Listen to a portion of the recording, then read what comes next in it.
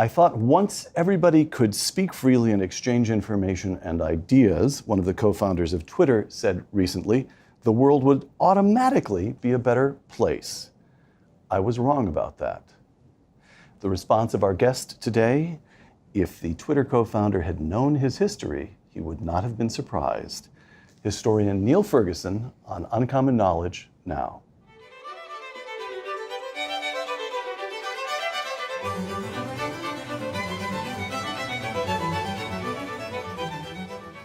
Welcome to Uncommon Knowledge. I'm Peter Robinson.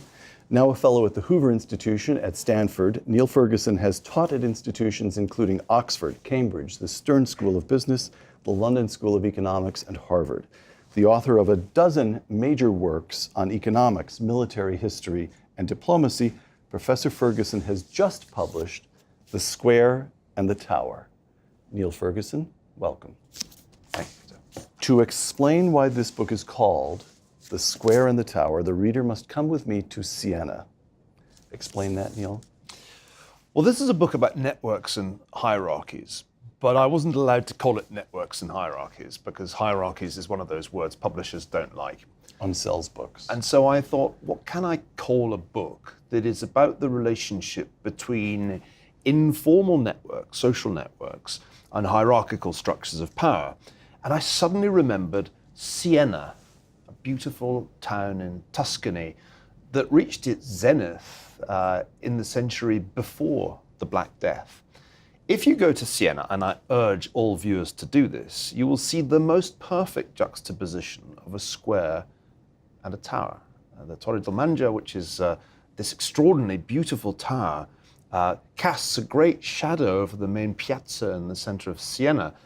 And that's the symbol I was looking for. I hadn't been there since I was in my 20s, but I've always thought of Siena when I've been trying to understand the relationship between government in the sense of hierarchical power structures and informal social networks of the sort that you find in town squares.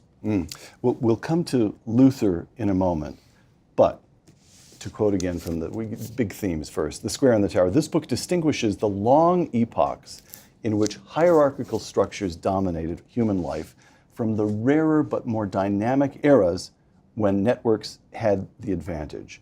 So explain that. When we think of networks, often we think of Silicon Valley. You are taking a much longer view. So as I say, we'll come to Luther in just a moment, but the longer view, hierarchies tend to predominate. Well, when I moved out to be a full-time Hoover Fellow at Stanford, I became a next-door neighbor of Silicon Valley, and I was amazed, this is just over a year ago now, by how utterly indifferent to history people in that world are. In fact, in their view, history began with the Google IPO or the founding of Facebook, and everything before that is the Stone Age.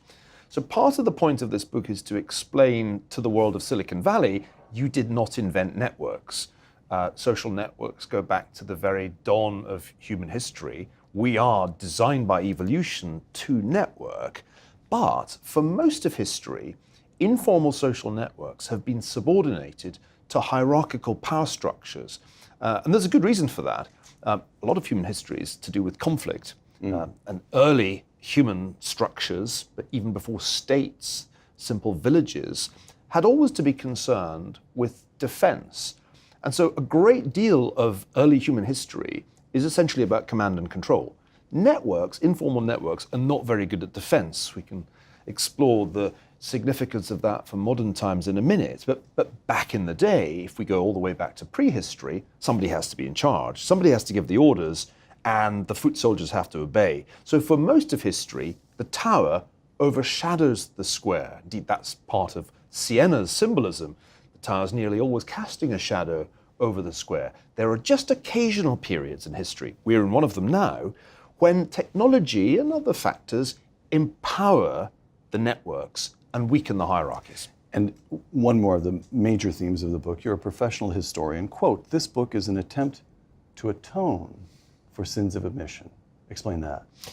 Well, if Silicon Valley's ignorant of history, I'm afraid historians are very ignorant about network science, and I plead guilty to having spent much of my career writing about networks without understanding the first thing about how networks function.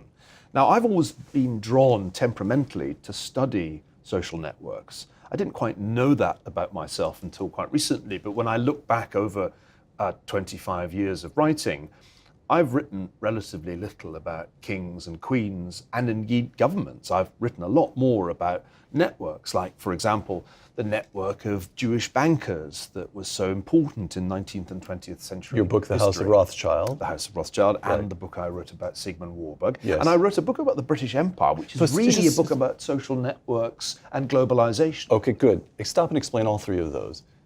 Banking, international banking networks. Why is a banking system a network instead of a hierarchy? Well, a credit system, by its very nature, is a distributed network, whether it's of banks or of simply borrowers and lenders. There's not really that much hierarchical structure in a credit system. Now, we invented relatively recently central banks to preside over financial systems. But in practice, when you look at the international financial system in the 18th, 19th, 20th centuries and into the 21st, it's more readily intelligible as an enormous network. And it became a much more complex network with the advent of technology in the 1980s, 90s, and into the 2000s.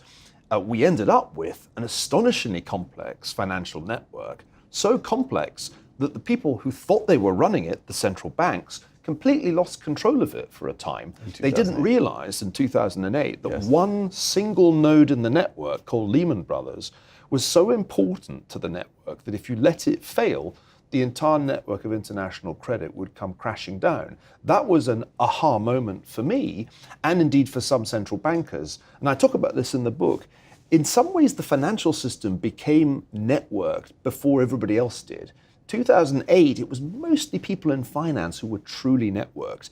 The rest of us hadn't quite got there. The network platforms that made social networks like Facebook possible came later. Now we're all as networked as the financial system was in 2008. You mentioned the British Empire. And again, what I'm trying to do is draw out a clear distinction between networks and hierarchies. Yes. So, to my mind, if you say British Empire, the first thing that comes to my mind is almost a great chain of being. Queen Victoria is at the top, and the lowly sergeant major in some godforsaken village in India is at the bottom, and there's taking orders all the way up and all the way down. And you're saying that, nah, that's the wrong way to look at the British Empire. As a general statement, I think it is true that most organizations have a kind of pyramidal structure, and there's an org chart on the CEO's wall, or indeed the Prime Minister's office wall, that shows that the CEO or Prime Minister is at the top, and everybody else is, in a sense, reporting to that person. Right. And that was true of the British Empire too. There are lots of lovely wall charts that put Queen Victoria at the top of a great chain of being that extends down to the lowliest Indian peasant. But in all these cases, there is another way of graphing the institution, graphing the organization, and that is its network structure. Who is really talking to whom? Who is really in a close relationship with whom? That network, whatever institution you're talking about, will look different from the org chart. And in the British Empire's case, although officially Queen Victoria was the empress of all she surveyed, that wasn't really how the British Empire worked. It wasn't as if she issued orders that were then carried out in lowly villages. Actually, the British Empire was built by networks of traders and networks of missionaries and networks of Oxford-educated Orientalists. It was very decentralized. It's pretty hard to control what's happening in India from London even today. Right. And in that sense, I think you're right to point out there's not a perfect distinction between networks and hierarchies. To be absolutely clear, a hierarchy is a special kind of network. It's a kind of network where there are missing edges. The nodes are not all connected. Most nodes can only get to the other nodes through a central node. That's what a hierarchy really is. Whereas a distributed network is one in which most nodes are connected to most other nodes. There isn't one single central node through which all the others have to go. Now that's the network science part that I didn't understand when I was writing about networks 10 years ago, but now do. So as a kind of summary opening statement, is this fair that, I'm trying to relate this to experiences that almost all of us have. I'm thinking of my kids now who are just reaching at the age where they're getting their first jobs. And here's the difference between a hierarchy and a network. The hierarchy is the organization chart, which is visible to every employee on his or her first day of work. The network is composed of a series of those aha moments when you say, oh, so this is the way it really works. Exactly. And anybody, that's the person you really need to talk to if you want to get that done. Exactly. Right? Okay. The water cooler is often the place that reveals who really calls the shots. I remember having that experience at Oxford University as an undergraduate, discovering that really the college porters were the powerful people, and the man who was president of Magdalen had least power of all. Right. And in fact, universities are a good introduction to this world because they're not really very hierarchical institutions at all. Formally, there are people called deans and presidents and vice chancellors, but they're really quite weak relative to all those impossible academics. And yet, impossible academics think of themselves as members of a republic of letters. I think that's what attracted me to universities as a young person. I always hated a command structure. I loathed the military. I didn't really like corporate life either. I don't like having a real boss. And so temperamentally, I'm a networks person. And one way of thinking about this, which viewers might find helpful, is to ask the question, am I a hierarchy person or a network person? Do I instinctively think, first of all, of the chain of command? I report to him and they report to me. Or do I more instinctively think of that network, informal network of friends, acquaintances, and indeed family? That's the thing that a networker naturally gravitates towards. And the real networkers don't believe in the org charts, or at least they regard them as a kind of facade behind which the real power structures lie as networks. Right. All right. Now, we come to Martin Luther 500 years ago, and even 500 years ago, because you're writing here about tension between hierarchy. By the way, I'd better stipulate, the book is full of one historical example after another. You bring in Rome, you bring in John Buchan's novel Greenmantle. I mean, it's amazing how your mind finds connections across a kind of vast compendium of his history. This is a little television chat program, and we won't get very far. We will get to Luther. 500 years ago, he presents his 95 Theses to the Archbishop of Mainz, setting in train a series of events that you argue would anticipate the rise of Silicon Valley 5 centuries later. Luther was, I'm quoting, Luther was as much of a utopian as the pioneers of Silicon Valley in our own time, utopian. But the true upshot of the Reformation was not harmony, but polarization and conflict. All right, give all of that to us. Well, if we're to understand our own time, we need to use the right analogies. And I don't think our own time is much like the 20th century, a time when very hierarchical states were in almost total control of social networks. You need to go much further back in time to find a period when the networks really could challenge the hierarchies. And that time was the 16th and 17th century, a time when a new technology, which was very network friendly, called the printing press, allowed the message of a heretic, critic of the church, Martin Luther, to go viral. If Martin Luther had done what he did in 1517, in 1417, he would just have been burnt at the stake and we'd never have heard of him. But Luther's message in 1517 could go viral, not just in Germany, but all over Europe because of the printing press. So for me, this is a really powerful analogy. And there's some excellent academic work that shows that the impact of the printing press on, say, the cost of the printed work, the cost of the page or of the book, and the volume of books produced was very like the impact of the personal computer in our time. The same drastic fall in the price of information and increase in the volume of information. It's very much the same pattern. And it's had similar consequences, I think.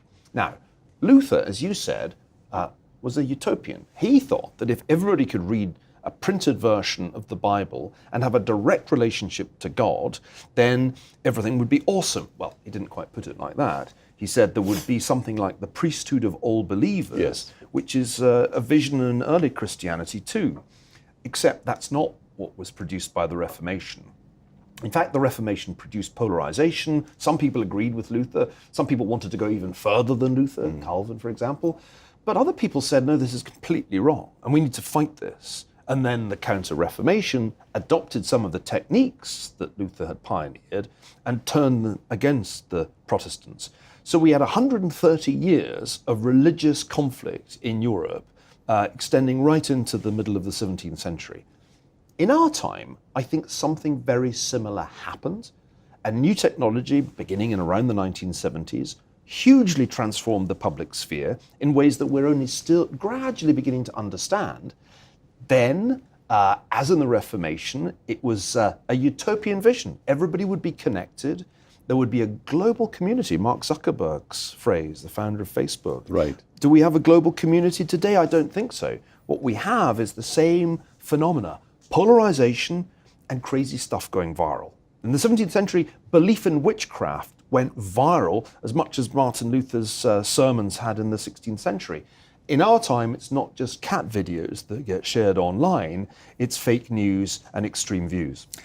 And you also argue that the dream, the one component of this, Mark Zuckerberg, the Facebook motto used to be make the world more open and connected. I've already quoted the Twitter co-founder, Evan Williams, who said, once we're all connected, the world will simply be a better place just because it will be. All right.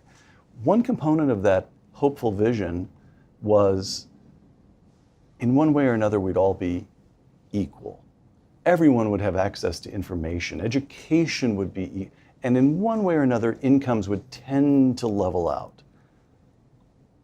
To the contrary, we've got stagnation of middle-class wages in this country and vast fortunes, tens of billions, to Zuckerberg and Sergey Brin and Larry Page and Jeff Bezos, the moguls of the networked world.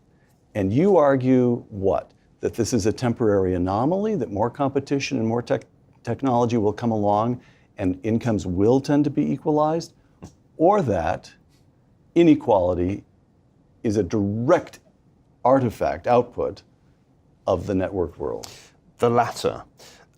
Such a cheerful book you've read here. The dream, it was a dream, wasn't it? We were all going to be netizens, and everybody was going to be, as it were, on a level playing field in a giant network.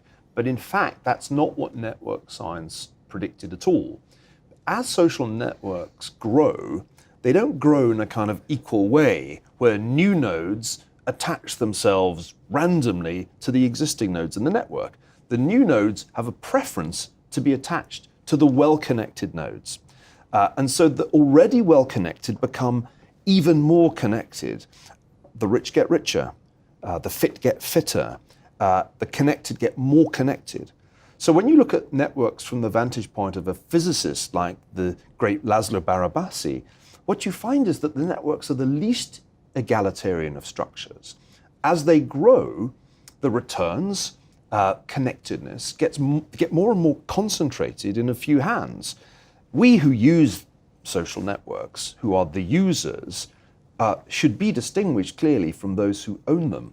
And the ownership of the giant network platforms is incredibly concentrated. And as you mentioned, it has made billionaires of a relatively small number of people in Silicon Valley. So one of the, I think, unintended consequences, and there have been many, but one of the most important unintended consequences of the internet age has been to amplify, to reinforce inequality by allowing connectedness to become an incredible source of wealth as well as influence.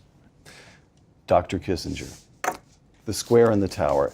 It was as I reached the halfway stage of my biography of Henry Kissinger, with volume 1 finished, brilliant book, we've spoken about it on this program, and volume 2 half researched, hurry up if you wouldn't mind, that an interesting hypothesis occurred to me. Did Kissinger owe his success, fame, and notoriety not just to his powerful intellect and formidable will, but also to his exceptional ability to build a network, close quote. I want to come to the answer, but first the question. What was it about Kissinger that made you suspect there was something exceptional going on here, that the network was unusual? This is really why the book came to be written.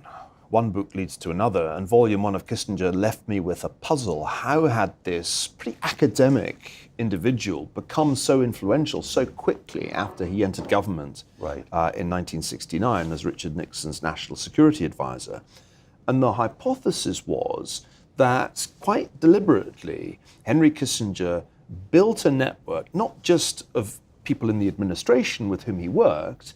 In fact, he was kind of dismissive of the org chart of the federal government, but more importantly, with people outside it, in the media particularly, but even more eclectically to Hollywood, and then, of course, to other countries, to the leaders and foreign ministers and ambassadors of other countries.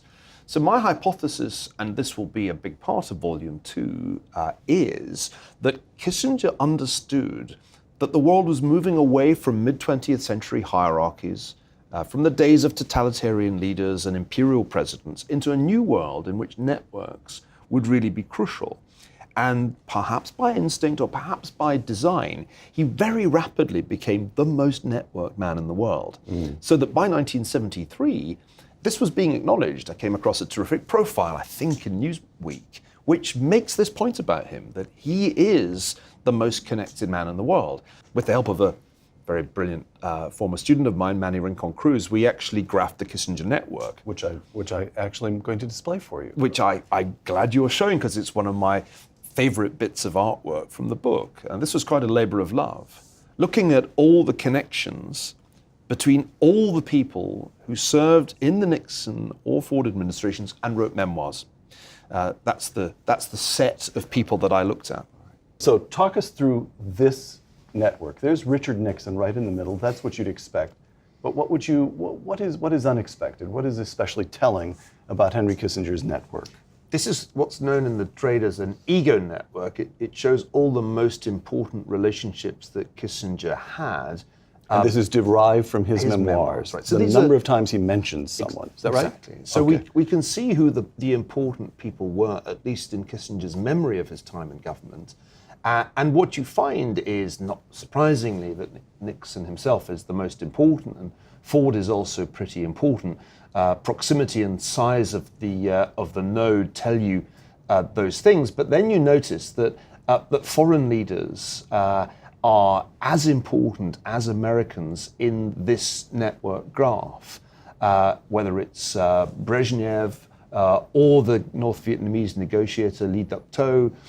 So I think what you can do with a graph like this is be precise about which relationships mattered most to Kissinger. Now, I think this is a good illustration of why the network approach is helpful, because he usually kind of casually makes statements about important relationships, but this is a way of seeing who really mattered to him, at least in retrospect. It's fascinating. Dobrynin, the Soviet ambassador to the United States, looks as important, maybe even a little bit more important than Gerald Ford, right, who became president exactly, and after Richard Nixon left office. Which is telling you that Kissinger really talks more about Dobrynin, the Soviet ambassador, than he does about one of the two presidents he served. And you could also make the point that Foreign Secretary of State William Rogers is a very unimportant node in this graph. Right. Despite the fact that in the org chart of the Nixon administration, he was superior to Kissinger. He was superior to Kissinger when he was National Security Advisor. The square in the tower, you contrast Henry Kissinger's ego chart with Richard Nixon's. Nixon's inner circle was that of a man confined within the walls of the White House. He's talking to his staff, and that's about it.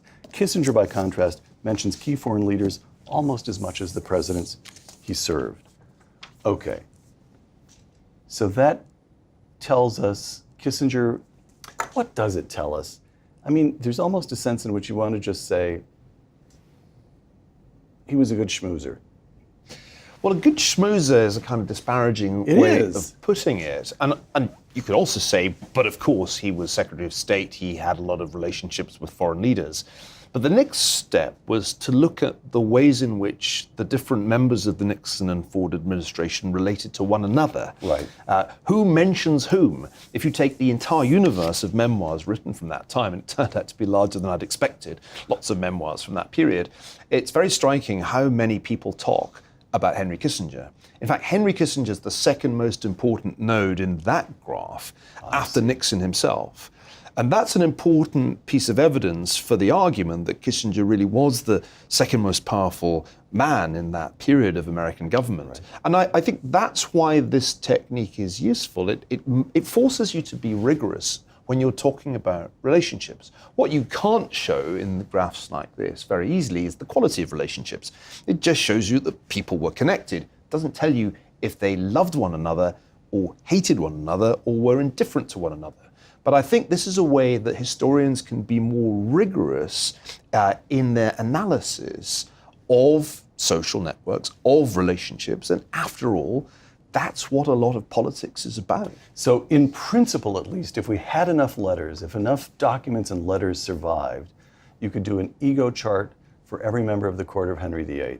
Absolutely. And it would be very revealing, probably. And indeed, that work is being done. Oh, is it done? Yes. It's being done? Really? Some Really? of the most enjoyable parts of writing this book were the reading of research by often young scholars looking at network analysis of the court of Henry VIII, or for that matter, of the Protestant martyrs who lost their lives under his daughter, Bloody Mary, Mary the First. So I think this tool is being deployed more and more. And part of what the Square and the Tower does is to introduce this quite academic and quite technical literature to the general reader and say, you know what, this is happening in a lot of different places. Think of the Enlightenment. Benjamin Franklin is a well-known figure. Right. But did you know anything about his network of correspondence?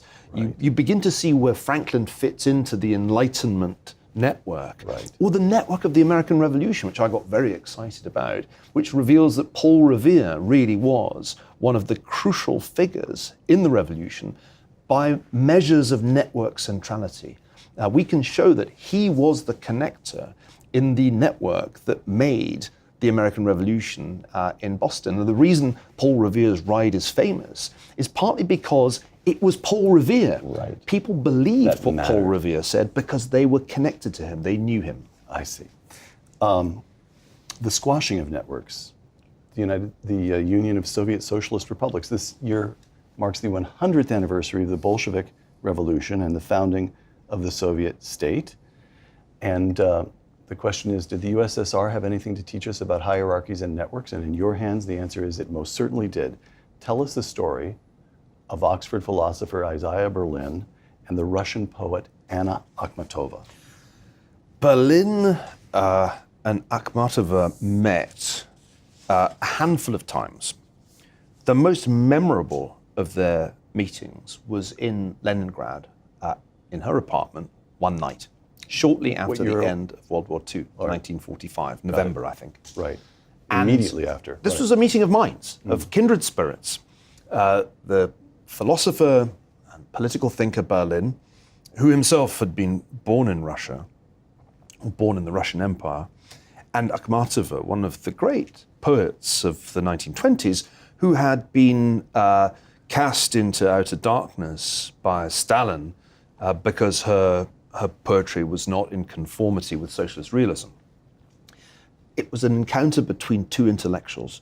They spent the night talking about poetry, reading poetry, and talking about art. When Stalin got wind of this encounter, he was furious and began to persecute Akhmatova again and her family. It led to her son being consigned to prison, to the labor camps again. And I tell this story because it illustrates that there have been times in human history when to be in a social network was itself a criminal offense that could even lead to death. Stalin, above all other leaders, distrusted any kind of networking that did not go on with his, or at least the Communist Party's, approval. His paranoia extended to eavesdropping even on a poet. And this is perhaps the quintessence of the hierarchical order that was totalitarianism. The Soviet Union was set up in the mid-20th century so that nobody could network with impunity. And you did it at your peril. Networking without Stalin's approval could get you sent to the Gulag and even get you shot. A contrast and a tentative conclusion, which I think is probably a little bit wrong, but you'll adjust it. Contrast with the Soviet Union is the United States, and one of the things that Tocqueville writes about, he visits the United States in the 1830s, and he is struck by the richness of private associations, churches, neighborhoods, voluntary associations of all kinds. And of course, reading your book, I think to myself, Tocqueville is seeing networks. He's seeing networks. Does the richness and variety of private networks in a nation represent a useful rough index of liberty? Should it be in some way an aim of policy to provide the kind of government that most easily permits networking?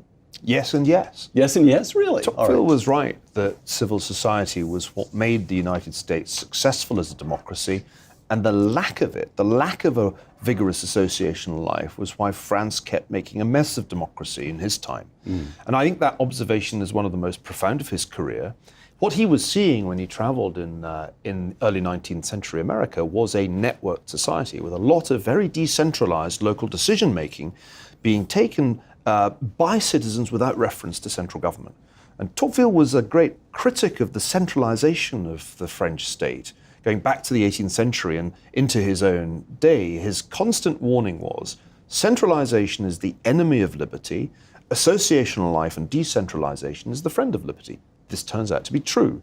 Unfortunately, we didn't really heed Tocqueville in this country. In fact, if Tocqueville came back to the United States today and looked around, he would conclude that the French must have taken over the United States at some point and created a very powerful central government in Washington, D.C., where we're having this conversation, which increasingly resembles the Paris that Tocqueville wrote so critically about in the 19th century. So we've lost that magic that made the United States different. We've lost that vital associational life. We've lost that default setting that Americans used to have when confronted with a local problem. Let's solve this together ourselves. Let's not call in the federal government to solve it for us.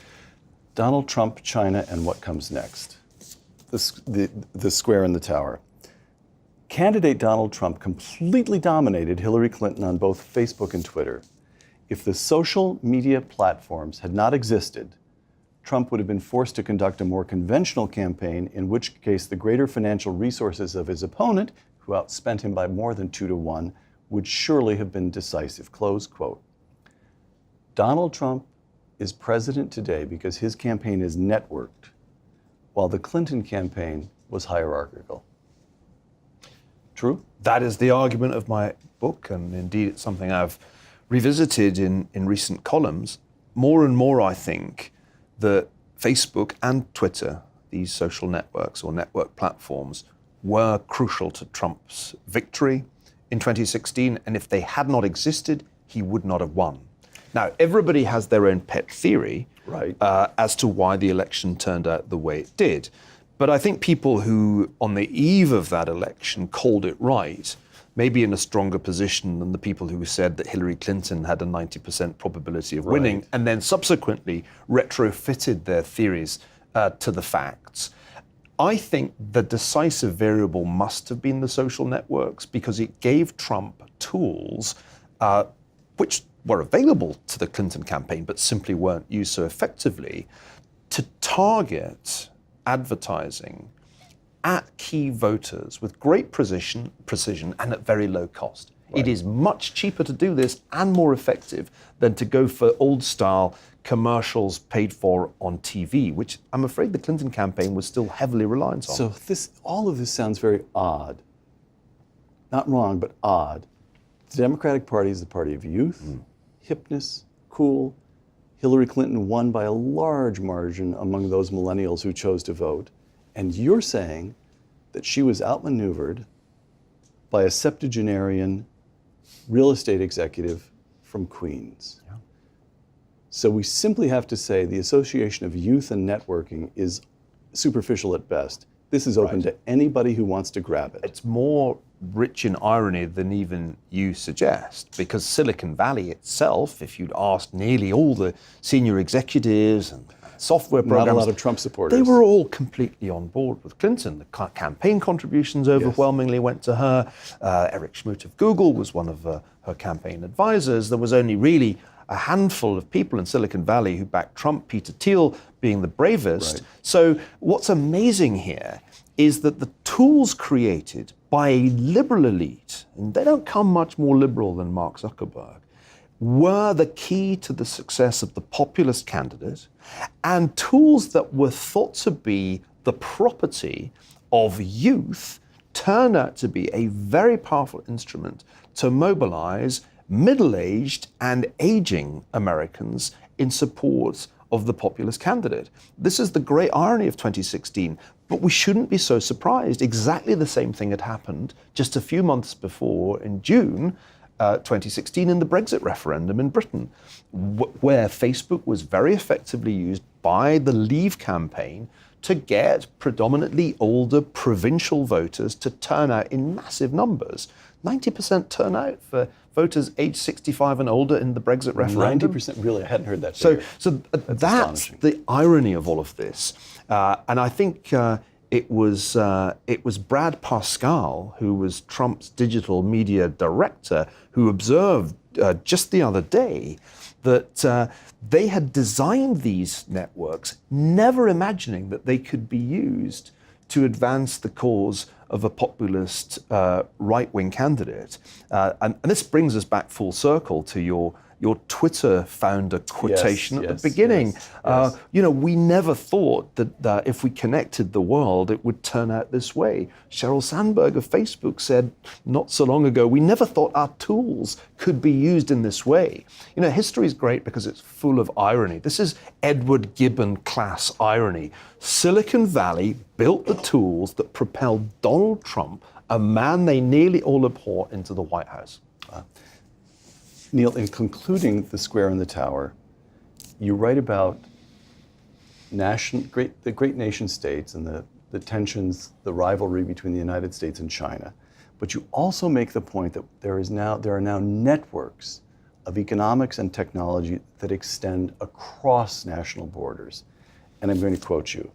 The key question is how far this network of economic complexity now poses a threat to the hierarchical world order of nation states.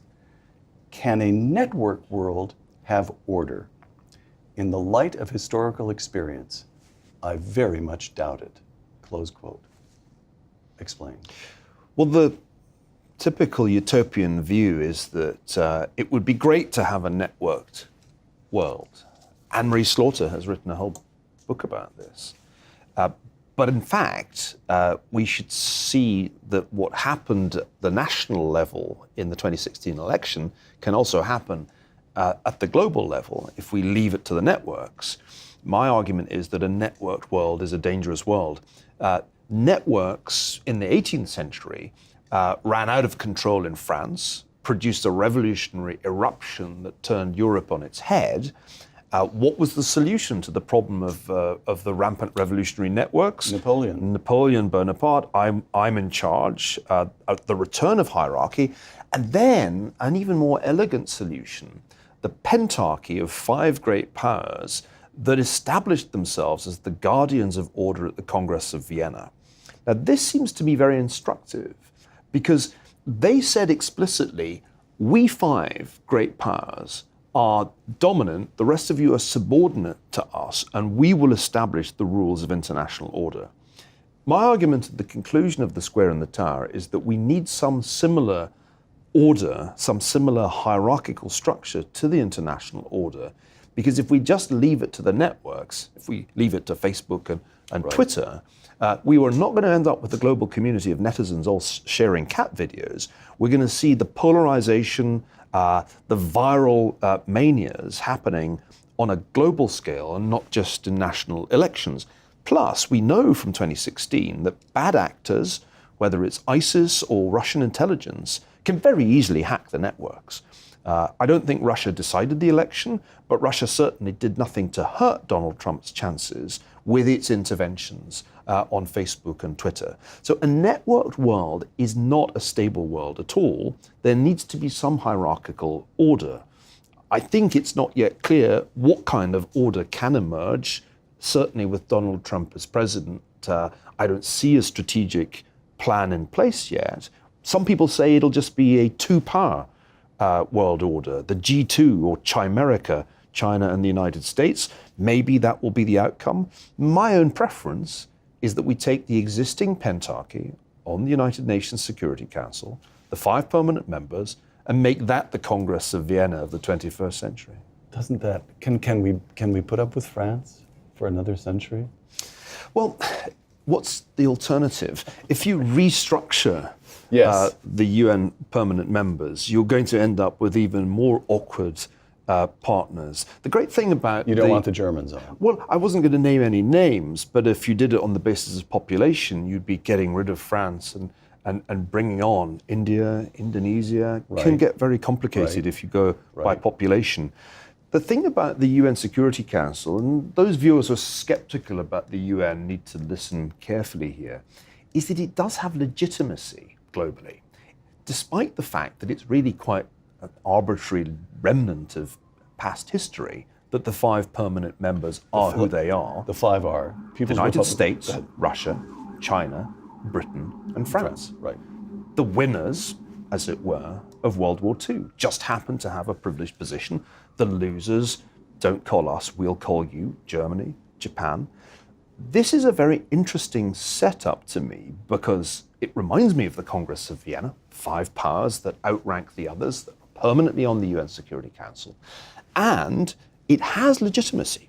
When the UN Security Council issues a resolution, the world pays a lot more attention to an issue than when it doesn't. Take North Korea. So I think one of the interesting paradoxes of our time is that an opportunity exists today to use the UN Security Council in a way that wasn't possible at all in the era after it was created. Because in the Cold War, either the Soviets vetoed our resolutions or we vetoed theirs. right. So one possibility here is that international order could be based on a pre-existing institutional structure that just hasn't worked before. It's a long shot, but if you think that China plus America is a better idea, I've got bad news for you. That's not enough. I don't think that creates nearly enough legitimacy for the rest of the world to buy in. All right. A couple last questions. Where do you stand? Does your argument militate in the direction, this is much in the news lately in Silicon Valley where you and I both live these days. Where do you stand on the antitrust issue? The notion that somehow or other the legal framework doesn't seem to be adapted to it just now, but one way or another, it would be better for America if Facebook and Google, maybe Amazon, maybe Apple, but the giants were broken up in one way, or at least constrained. Well, this is an idea that's gaining ground on the left of the Democratic Party because they look back to the glory days of trust busting and they want to bring antitrust back into their political vocabulary after a period when it's been more or less non-existent. I think it's going nowhere, frankly. I don't think the law is going to be very helpful. Certainly the tradition as the courts interpreted it in recent decades has been you have to show that consumers are worse off. And better off. Try that with Jeff Bezos. He'll show you that Amazon has made consumers much better off. I don't think that's where the big tech companies are vulnerable. They're natural monopolies. I don't think you can break them up the way Standard Oil was broken up. But I think they are vulnerable to increased regulation. And I will be amazed if there is not a significant change in the regulation in the course of 2018, because the status quo just seems indefensible. Right now, Facebook is the biggest media publishing company in American history, and yet it is regulated as if it is not one. It's regulated as a network platform with no liability for anything that appears on the platform. If that is still the case a year from now, I'll be stunned. And it will, I think, be a major mistake on the part of lawmakers because that's an indefensible anomaly. And every time I hear Facebook executives say, we're not a content company, we're a tech company, we're a network platform, I say, pull the other one, it's got bells on. You are bigger now than William Randolph Hearst at the height of his power. Which leads to another, I keep thinking this is going to be the final question. I'm adding one more. What's the longer term prospect? Not even that, but 5 years from now. We now have a situation in which news is gathered and paid for by one set of entities, the traditional news organizations, and yet overwhelmingly the profits accrue to Facebook. Actually, those two, Facebook and Google. Advertising has shifted dramatically to Facebook and Google. Yeah. Facebook alone earned as much in advertising last year as all the other media companies, all the traditional media companies in America combined. And Google, earned a multiple of what Facebook earned in advertising. They don't pay for their news, they just take it. Are we old-fashioned enough to believe that investigative journalism and pretty good commentary, informed commentary, remains essential to democracy? And if we do believe that, is the current situation tenable? No, the current situation is not tenable. It just plain isn't, is but it? it's worse than you say. Because what happens Keep cheering me up. Well, when 45% of Americans at the last count get their news from the Facebook newsfeed, Right. that is not some random aggregation of data. What happens on the newsfeed is that the algorithm tries to decide what news the user will like or share and pay attention to. It is literally trying to tell you what you want to hear. Exactly. And what you like to hear and what you like to share, because that's how Facebook gets paid by advertisers, by showing that people are stuck to the content that they go to. So we've created filter bubbles, echo chambers, whatever you want to call them, that completely disaggregate the old public sphere so that people have their own personalized news feeds. There no longer is a common conversation in America. Everybody is in his or her own little bubble. And I think that's the most dangerous part of it. Look, my heart bleeds for the traditional publishers, but what's happening to them happened to music publishers years ago. It's just the latest internet disintermediation or disruption, whatever term you prefer, to befall a traditional business. And I feel equally sad for the traditional advertising agencies that are being given the same treatment. But we as citizens should be much more worried about what's happened to the public sphere in the age of Facebook and Twitter. We've talked about how it's been polarized. We've talked about how fake news and extreme views are more likely to go viral. But I think the ultimate threat to the stability of democracy is the disappearance of a national conversation and the creation of multiple personalized filter bubbles. That can't be And do good you for us. have a first draft at a solution? What would you propose? Something I think a lot about. Well, I do think that there needs to be at least a level playing field in terms of regulation. You can't go on pretending that Facebook's not publishing content. Right. It's the biggest publisher of content there's ever been. Right. Secondly, I think there therefore has to be liability for that content. Thirdly, that imposes a whole bunch of new costs on these companies because the sheer scale of the volume of content appearing on these platforms. Remember, there are more than 2 billion people using Facebook, all using it to post stuff, and comparable large numbers of advertisers using it to sell stuff. This is beyond editorial control. And whenever they try to reassure us that they're going to hire 10,000 people to look out for bad content, fake news, or Russian propaganda, my response is the same as I already gave you. I pull the other one it's got bells on. This is far, far larger as a problem than 10,000 editors can possibly address. So I think what we'll see is a level playing field, increased liability for the network platforms, and a huge problem for them, which is how do you curate and edit content in such vast volumes that we have never seen anything like it before? We need to make that their problem and not our problem as citizens. Niall, last question. It is in the nature of these programs that one really wants to end on an upbeat. And so I'm going to say to you, Niall, I hereby command you, Niall Ferguson, author of The Square and the Tower, what's the most hopeful aspect of the development of this network world for the United States of America? The good news is that if you empower networks, there are good things that happen too. The printing press produced not only religious conflict, it produced the scientific revolution. It produced the Enlightenment. It produced the American Revolution. It produced the Industrial Revolution. These great leaps forward in human understanding happened because intellectuals and innovators were able to exchange ideas freely, publish them, or just correspond with one another in an enormous network that was global at its maximum extent. And we have something very similar today. The best thing about the internet is that it enables innovation and creativity to happen without any central control. Nobody is calling the shots on how we try to solve the great problems that face us today. And so when I'm being optimistic, I tell myself it's all going to be fine. There may be disruption, there may be polarization, and crazy stuff may go viral. That happened in the 17th century. But remember what happened in the 18th century. The greatest breakthroughs in our political understanding and the foundation of the greatest republic, perhaps the greatest polity in all of history, the United States of America.